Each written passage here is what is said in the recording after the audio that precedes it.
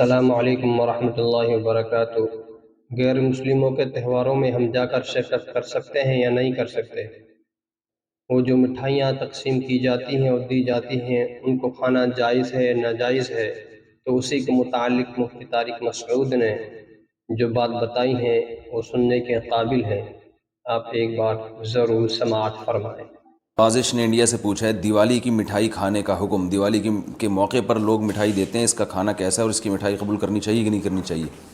اس پر پوری امت کا اجماع ہے کہ جو بھی غیر مسلموں کے مذہبی تہوار ہیں، مذہبی رسومات ہیں،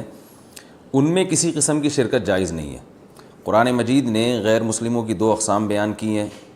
لا ينهاكم الله عن الذين لم يقاتلوكم في الدين ولم يخرجوكم من دياركم ان تبروهم،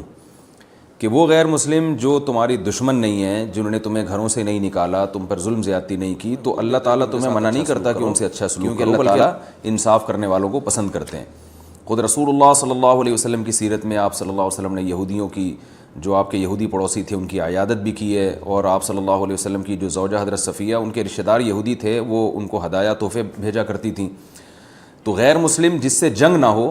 اس کے بارے میں اچھا سلوک کا حکم ہے، اس کو ہدایہ دینا، اس کو تحفے دینا، اس پہ صدقہ کرنا بھی جائز ہے۔ لیکن اس کی ایک باؤنڈری ہے، وہ یہ ہے کہ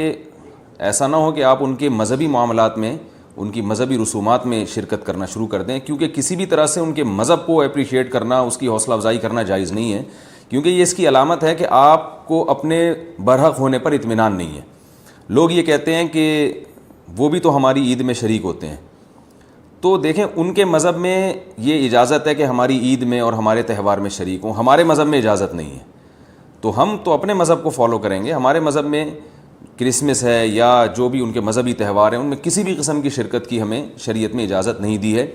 ہاں، قرآن میں اللہ نے دوسرے مقام پہ فرمایا کہ اس کی گنجائش دی ہے کہ الا ان تتقوا منہم تقاہ، کوئی خطرہ ہو، اندیشہ ہو، آپ ایسی جگہ پہ رہتے ہیں جہاں غیر مسلموں کا غلبہ ہے، اور اگر آپ نے بالکل ہی بائیکاٹ کر کے رکھا تو آپ کو خطرہ ہے کہ وہ یعنی آپ پہ ظلم زیادتی کریں گے، تو ظلم سے بچنے کے لیے یا زیادتی سے بچنے کے لیے جس حد تک یعنی آپ ان کے ساتھ رہ سکتے ہیں یا گنجائش ہے اس میں، جس حد تک آپ ان کے ساتھ جو ہے وہ جوڑ پیدا کر سکتے ہیں تو کریں، لیکن بلا وجہ بڑھ چڑھ کے ان رسومات میں حصہ لینے کی شریعت میں بالکل اجازت نہیں ہے۔ وجہ اس کی یہ کہ اگر آپ ان کے مذہبی تہواروں میں شرکت کریں گے اور تو یہ منافقت ہے، کیونکہ اسلام ایک طرف یہ دعویٰ کرتا ہے وَمَن يَبْتَغِي غَيْرَ الْإِسْلَامِ دِينًا فَلَن يُقْبَلَ مِنْهُ، اسلام کو اپنے برحق ہونے پر اتنا اطمینان ہے کہ وہ یہ کہتا ہے کہ دین برحق ان الدین عند اللہ الاسلام، دین برحق صرف اور صرف اسلام ہے۔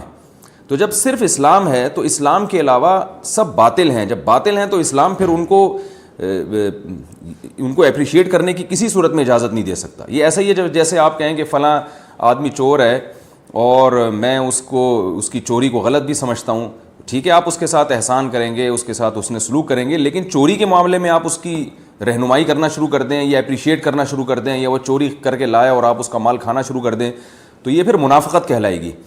یہ اس کی علامت ہے کہ آپ کے چوری کے بارے میں وہ جذبات نہیں ہیں جو ہونے چاہیے۔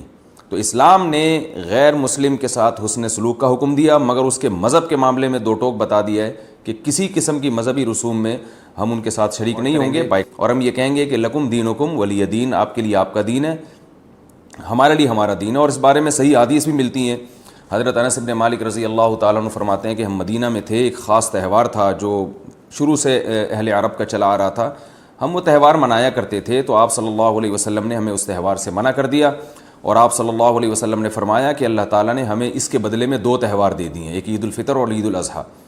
تو آپ نے یہ نہیں کہا کہ مسلمانوں کا تہوار عید الفطر اور عید الاضحیٰ ہے تو یہ بھی مناؤ، اور وہ پرانا جو آ رہا ہے چلو وہ بھی مناتے رہو، اس کو منع کر دیا، اور فرمایا کہ جب اللہ نے ہمیں بدلے میں اس سے اچھے تہوار دے دیے ہیں تو اب ہم ان تہواروں کو نہیں منائیں گے۔ تو تہوار کو منانا یہی ہوتا ہے کہ آپ ان کے ساتھ مٹھائی میں شریک ہو جائیں یا ان کے ساتھ رنگ رلیوں میں شریک ہو جائیں، کسی بھی طرح سے شرکت ہوگی تو وہ منانا ہی کہلائے گی، لہذا اس کی اجازت نہیں ہے۔